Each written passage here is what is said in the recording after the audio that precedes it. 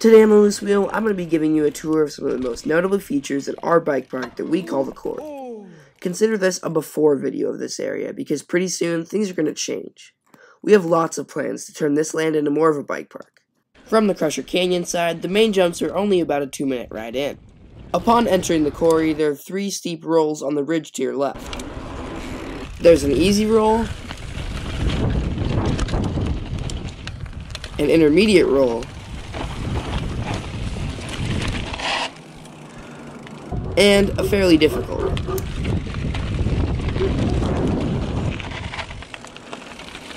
Let's move on to some jumps. The first jump that I'll be covering is called the small gap. As the name implies, the gap is not very large, just about 5 or 6 feet in length. This is a great jump to challenge beginners because of its perfect lip and low consequences for casing and overshoot. This jump has been around forever and isn't going anywhere soon.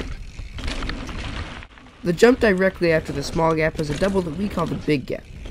This jump is only about 8 or 9 feet, but it's a difficult jump to hit right. For example, there's no case pad. And overshooting the small gap before can send you into a sagebrush. This is a great jump to progress into doing larger gaps. I've been hitting this jump for years, and it remains one of my favorite doubles ever. You good?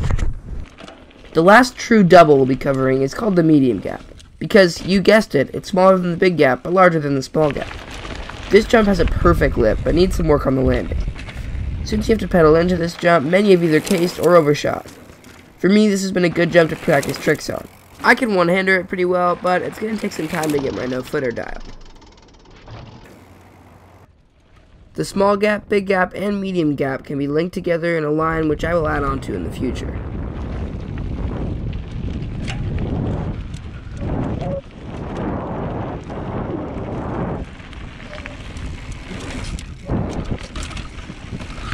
The next jump we call the half pipe.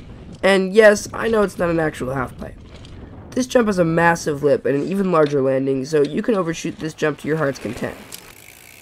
Since this jump isn't a gap and it's impossible to overshoot, it's great for beginners. There's also a jump to the right of this one that is great to transfer into the landing of the half pipe. I might even like this more than the other jump.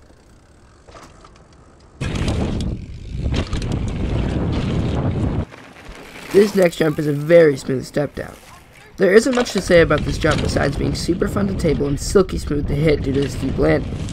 This jump is a pretty new addition, and jumps before and after this one are surely on the way. To finish things off, here's the Wits Drop series. And no, these aren't drops, they are rolls, but they still get pretty sketchy. Starting off with the easiest, Wits Drop the first, which is basically just a small hill. I know it's easy, but when I named it as a 9-year-old, it was terrifying. Believe me. The next one is Wits Drop the second.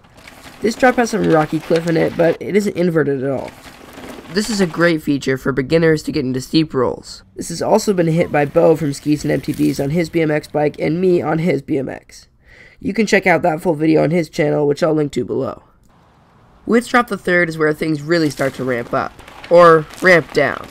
This is a cliff rock face like Wits Drop the second, but this one is inverted and much steeper, making it very scary. This is possibly even the steepest roll here. Wits Drop the fourth is regarded as the most difficult roll here. It's basically just a cliff with a little drop at the end, but it's much steeper than the camera lets on.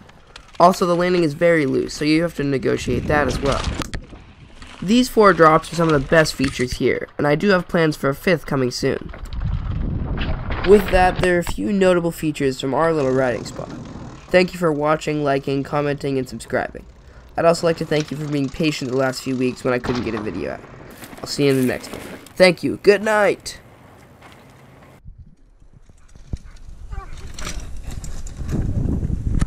You good?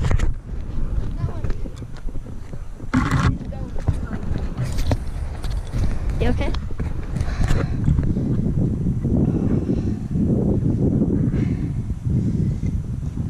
Take your silence as a no.